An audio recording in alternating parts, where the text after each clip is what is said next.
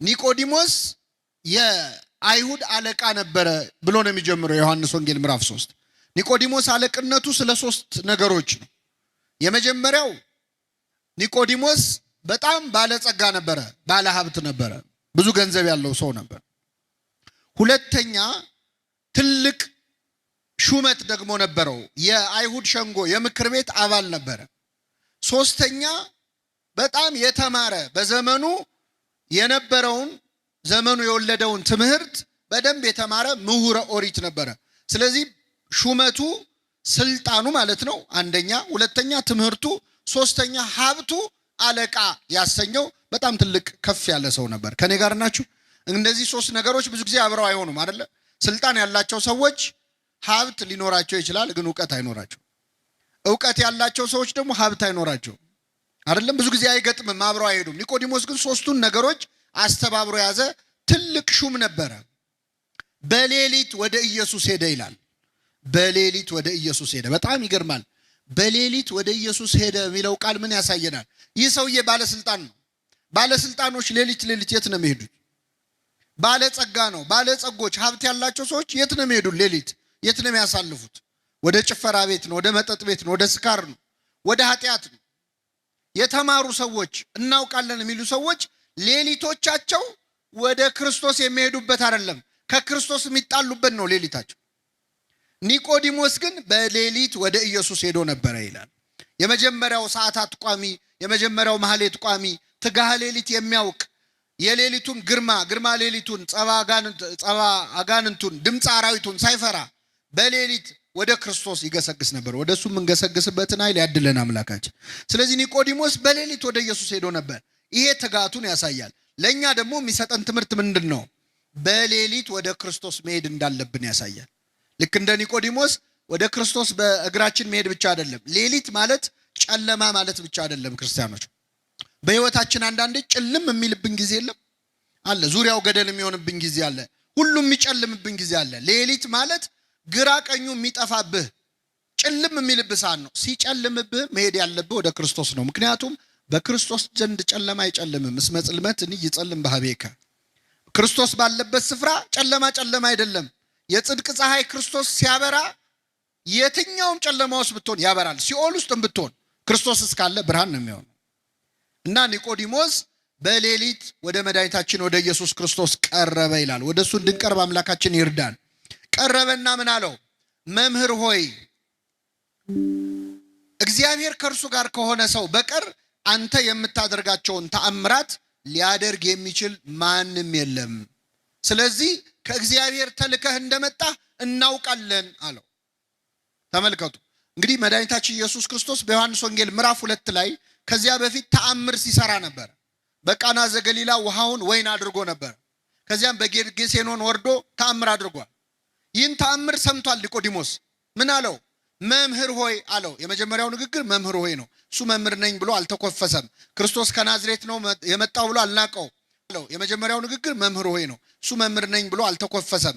ክርስቶስ ከናዝሬት ነው የመጣው ብሎ አልናቀው። መምህር ሆይ አለው። ከዛስ እግዚአብሔር ካንተ ጋር እንደሆነ አንተ የምታደርገውን ታምራት እግዚአብሔር ከእርሱ ጋር ከሆነ በቀር ሊያደርግ የሚችል እንደሌለ ከእግዚአብሔር ተልከህ እንደመጣን እናውቃለን አለ። ራሱን ብቻ አይደለም የወከለው፣ ሌሎች አይሁድ ሹማምንትም እንደኔ አንተ በእርግጥ ከእግዚአብሔር ተልከህ እንደመጣ እናውቃለን ብሎ ለክርስቶስ መሰከረ። ጌታችን ምን ብሎ መለሰለት? እውነት እውነት እልሃለሁ ሰው ዳግመኛ ካልተወለደ በቀር የእግዚአብሔርን መንግስት ሊያይ አይችልም አለው። በጣም ይገርማችሁ። ጥያቄውና መልሱን ተመልከቱ። ኒቆዲሞስ ለክርስቶስ ሙገሳን ያቀረበለት መምህር ሆይ አንተ የምትሰራውን እግዚአብሔር ከረዳው በቀር እኮ ማንም አይሰራውም። አንተ እኮ ከእግዚአብሔር የተላክ መምህር ነህ ብሎ መምህሩን አመሰገነ፣ አወደሰ። ክርስቶስ ግን ምን አለው? መምህርን በማወደስ አይደለም የምትድነው አለው። እኔን በማመስገን አይደለም የምትድነው። ሰው ዳግመኛ ዳግመኛ ካልተወለደ በቀር የእግዚአብሔርን መንግስት ሊያይ አይችልም አለው። በጣም ይገርማል። ካልተጠመቀ በቀር ማለት ነው በኋላ ትርጉሙ።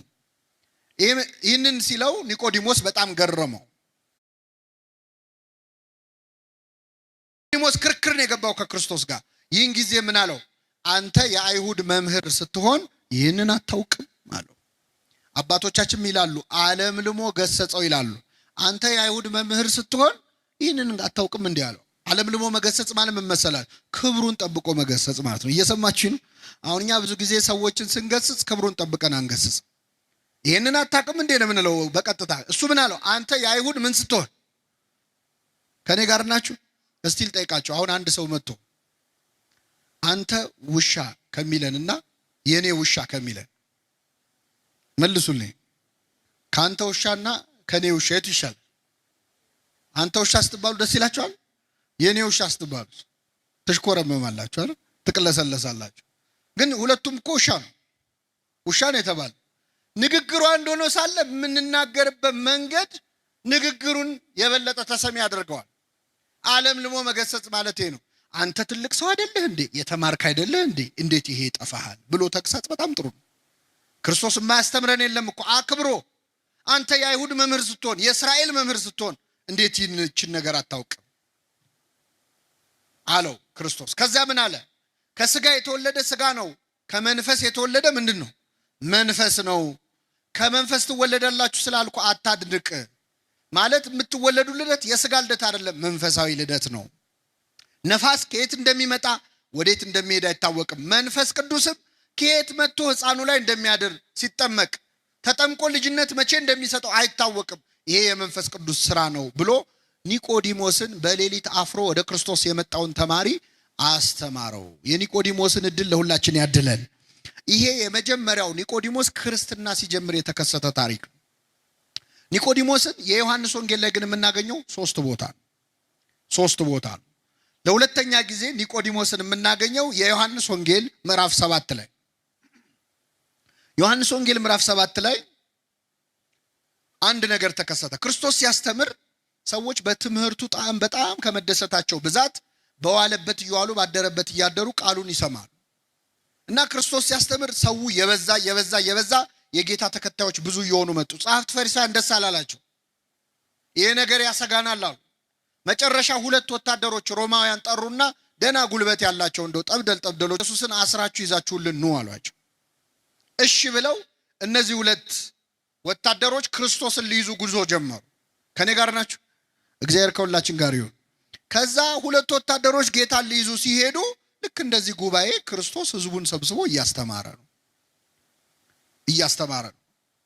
ወታደሮቹ ቆይ ትምህርቱን ይጨርስና ትምህርቱን ጨርሶ ሲወርድ እናስረዋለን ብለው ቁጭ እንበል ብለው ቁጭ አሉ።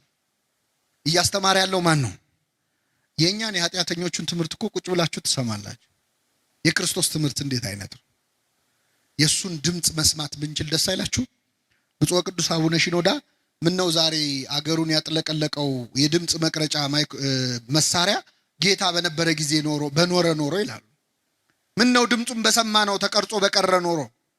አስባችሁታል? የጌታን ድምጽ ብንሰማው የሱ ድምጽ እኮ ይሰራል። አላዛር ውጣ ሲል ሙቱ ከመቃብር ምን ይላል?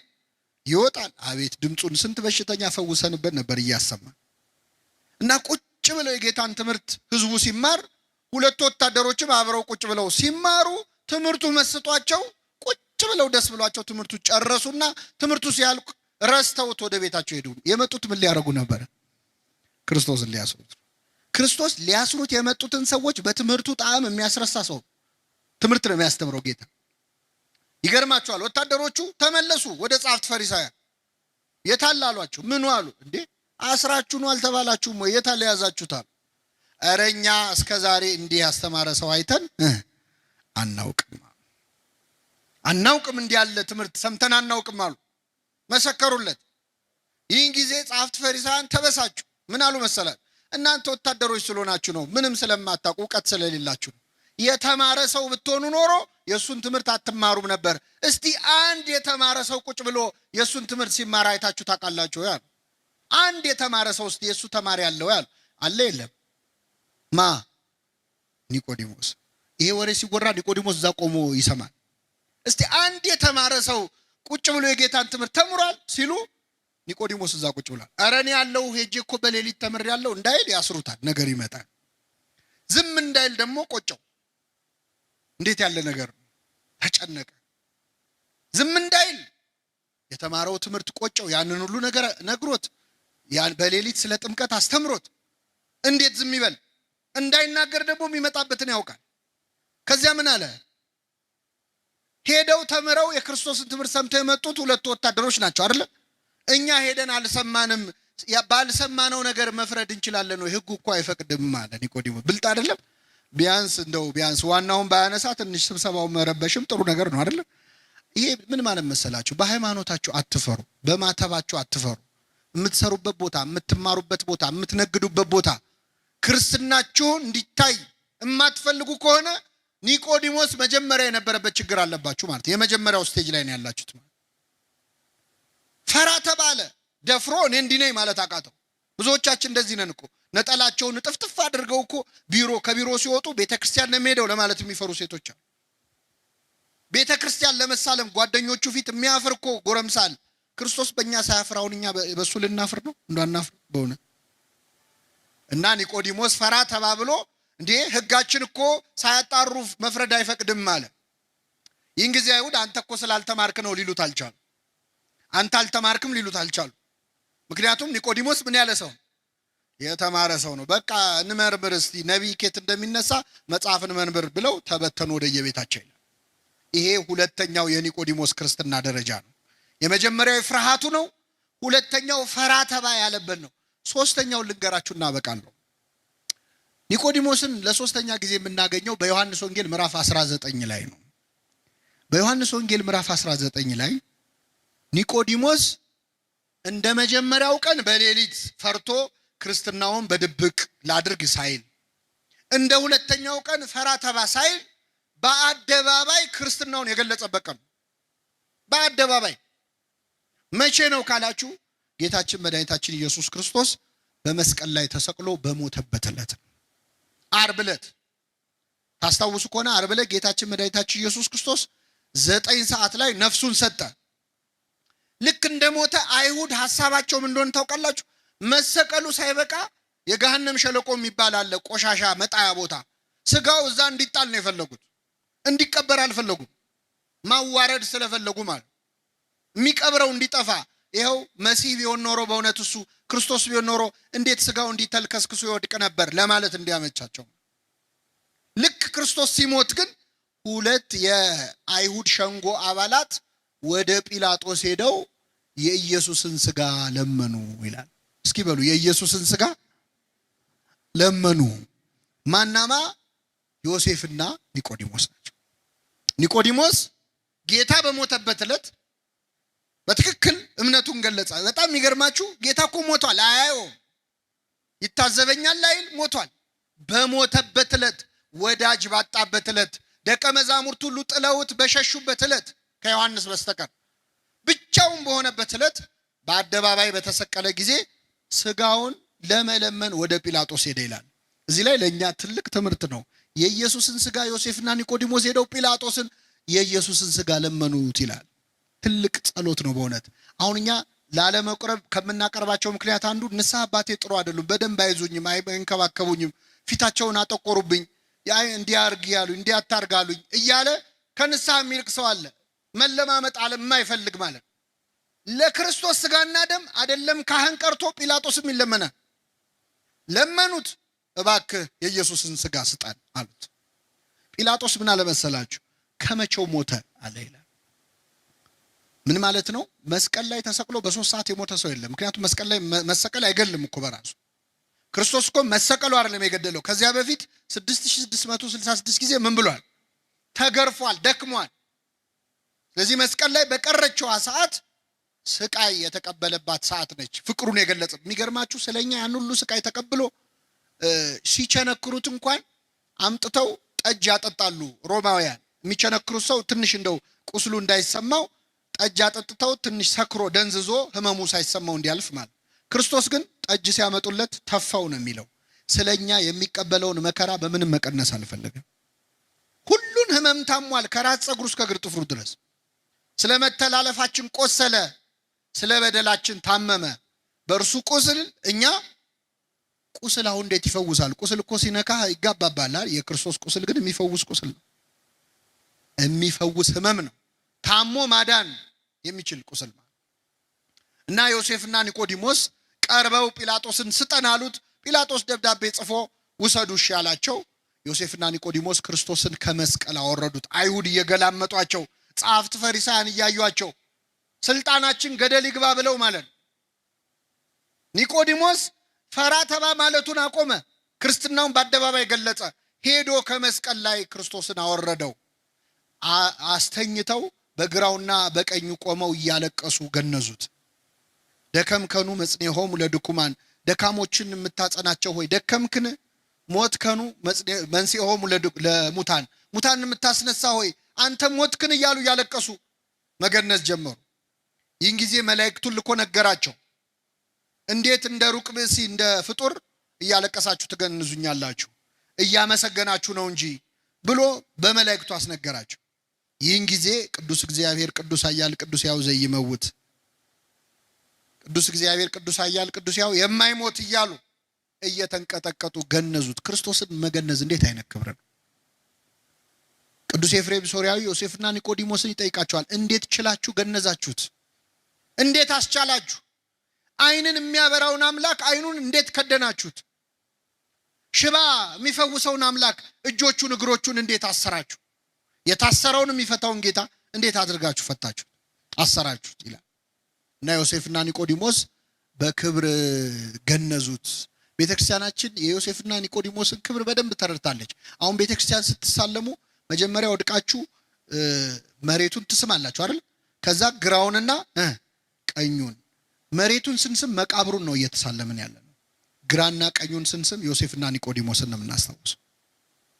አባቶቻችን ቅዳሴ ላይ ሲቀድሱ ንፍቁ ካህንና ሰራዩ ካህን ጸሎት ሲያደርጉ ምንድነው የሚለው?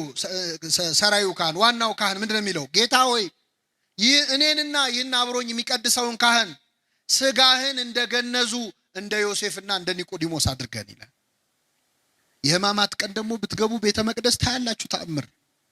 የክርስቶስን ልክ እንደተገነዘ ሆኖ ሁለት ካህናት ይዘው 41 ጊዜ እየተዞረ እግዚኦታ እየተባለ እነሱ የተሰማቸው እንዲሰማን የሚያደርግ ጸሎት አለ። የትንሣኤ ሰሞን ደግሞ ገና ቅዳሴ ስንጀምር ሃሌሉያ ዮሴፍ ወኒቆዲሞስ ገነዝዎ ለኢየሱስ፣ ዮሴፍና ኒቆዲሞስ ኢየሱስን ምን አሉት? ገነዙት እያልን ነው ቅዳሴ የምንጀምረው። ራሱ ክርስቶስን መገነዝ እንዴት ያለ ክብር ነው! ክርስቶስን መገነዝ ትፈልጋላችሁ ይላል ቅዱስ ኤፍሬም ሶርያዊ። ኤፍሬም ሶርያዊ ይገርማችኋል፣ መገነዝ ይፈልግ ነበር እና ምን ያደርጋል መሰላችሁ? በጠዋት ይነሳና በማታ ይወጣና ሌሊቱን ሙሉ ጎዳና ተዳዳሪዎች ነዳያንን በተኙበት ይፈልጋል። ከመሃላቸው የሞተ ካገኘ ደስ ይለዋል፣ ይገንዘዋል። ሲመለስ ፊቱ በርቶ ይመለሳል። ምን ነው ምን አግኝተን የተደሰትከው ሲሉት ክርስቶስን አግኝቼ ገነዝኩት ይላል። ደሃን ማብላት ክርስቶስን ማብላት ከሆነ ደሃን መገነዝ ማን መገነዝ ነው? ክርስቶስን መገነዝ ነው። ስለዚህ ኒቆዲሞስ በቤተክርስቲያናችን እጅግ ትልቅ ክብር ያለው ቅዱስ ነው። ቀስ እያለ በፍርሃት የጀመረ ክርስትና ከዛ ፈራ ተባ ወደ ማለት ከዚያ ደግሞ በአደባባይ ስለ ክርስቶስ ወደ መመስከር ሰማዕትነት እኮ ነው። ሰማዕትነት ከዚህ በላይ ምን ሰማዕትነት አለ? እና ክርስትናችን የምንሞትለት መከራ የምንቀበልለት ልታምኑ ብቻ አይደለም የተጠራችሁት። እንደነ ቅዱስ አግናጢዮስ ልታምኑ ብቻ ሳይሆን መከራን ምን ልትሉ ልትቀበሉ ነው። ክርስቶስ ይቺ ጽዋ ከኔ ትለፍ ብሎ ለሁላችን ያስተላለፈው መከራውን ነው።